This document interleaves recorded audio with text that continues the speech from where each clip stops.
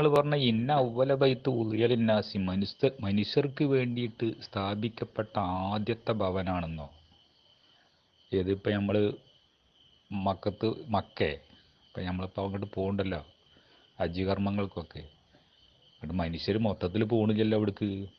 നിങ്ങൾ പറഞ്ഞ മനുഷ്യർക്ക് വേണ്ടിയിട്ട് സ്ഥാപിക്കപ്പെട്ട ആദ്യത്തെ ഭവനം. എന്താ പോകാൻ പൈസ ഇല്ലാത്തതിൻ്റെ എന്തെങ്കിലും പ്രശ്നമാണോ? അങ്ങനെയാണെങ്കിൽ അംബാനിൻ്റെ അടുത്തൊക്കെ പൈസ ഇല്ലായിട്ടല്ലല്ലോ, പക്ഷെ അങ്ങോട്ട് കടക്കാൻ പറ്റൂലല്ലോ. അപ്പം ഈ അംബാനി മനുഷ്യരിൽ പെടൂലേ?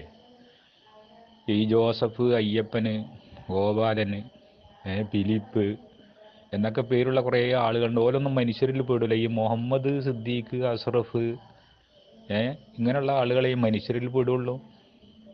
ഈ ബൈത്തിലേക്ക് പ്രവേശനം മനുഷ്യർക്കും ഉള്ളതാണ്, മനുഷ്യർക്കുള്ള മാർഗ ഇതൊക്കെ ആണെങ്കിൽ അവിടേക്ക് നിങ്ങൾ ഈ പറഞ്ഞ ബൈത്ത് ആണ്, അതായത് സൗദി അറേബ്യയിലുള്ള കെട്ടിട്ടാണ് ഈ അവല ബൈത്തെങ്കിൽ അവിടേക്ക് പിന്നെ കുറച്ച് മുസ്ലിംസിന് മാത്രമേ ഉള്ളൂ, പൈസ ഉള്ള കുറച്ച് മുസ്ലിംസിന് മാത്രമേ അവിടേക്ക് പ്രവേശനമുള്ളല്ലോ.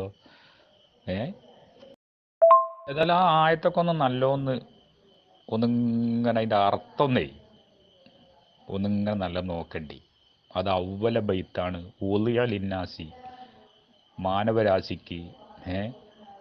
ഒമൻ ദഹലുഹു കാന ആമിൻ, ആരാ ബൈത്തിലേക്ക് പ്രവേശിച്ച് അവർ നിർഭയത്വമുള്ളവരാണെന്നൊക്കെ പറയുന്നുണ്ട് ആ ആയത്തിൽ. പിന്നെ മക്കാമൻ ഇബ്രാഹീമിൻ്റെ എന്തുണ്ട് മക്കാമുണ്ട്. ഇത് മക്കാമ് എന്ന് പറഞ്ഞാൽ എന്താണ്? രണ്ട് കാല. നിങ്ങളിപ്പോൾ പറഞ്ഞിടത്താണ് ഇബ്രാഹീമിൻ്റെ രണ്ട് കാൽപാദമുണ്ട്. എവിടെയെന്നറിയോ? ഈ കാഴ്ബത്തുമെന്ന് കുറച്ചാണ്ട് വിട്ടിട്ട് വേറൊരു ചെറിയൊരു ചില്ലിൻ്റെ കൂട്ടിലാക്കിയിട്ട് രണ്ട് കാൽപാദമുണ്ട്. അതാണോ ഇബ്രാഹീമിൻ്റെ മക്കാമ്? പിന്നെ അതിൽ കയറുന്നവർക്ക് നിർഭയത്വം ഉണ്ടാവും എന്ന് പറയുന്നുണ്ട്. നിങ്ങൾ പറഞ്ഞ ഭവനത്തിലാണെങ്കിൽ നിർഭയത്വമൊന്നുമില്ല. അവിടുത്തെ ഇമാമിന് വരെ പോലീസ് കാവലാണ്. കാൽമലിടുന്ന ചെരുപ്പ് കള്ളന്മാർ കട്ടുകൊണ്ടുപോകും. പിന്നെ ആ ബൈത്തിൽ ആയാത്തുണ്ട്, ബയ്യനാത്തുണ്ട് എന്നൊക്കെ പറയുന്നുണ്ട്. നിങ്ങൾ പറഞ്ഞ ഈ കെട്ടിട്ടുണ്ടല്ലോ സൗദി അറേബ്യയിലുള്ള, അത് അടിച്ചു വാരിയാൽ കുറച്ച് പ്രാവിൻ്റെ കാട്ടം കിട്ടും, വേറൊന്നും അതിൽ കിട്ടൂല. അതിൽ ആയാത്തും ഇല്ല, ബയ്യനാത്തും ഇല്ല, ഒന്നുമില്ല.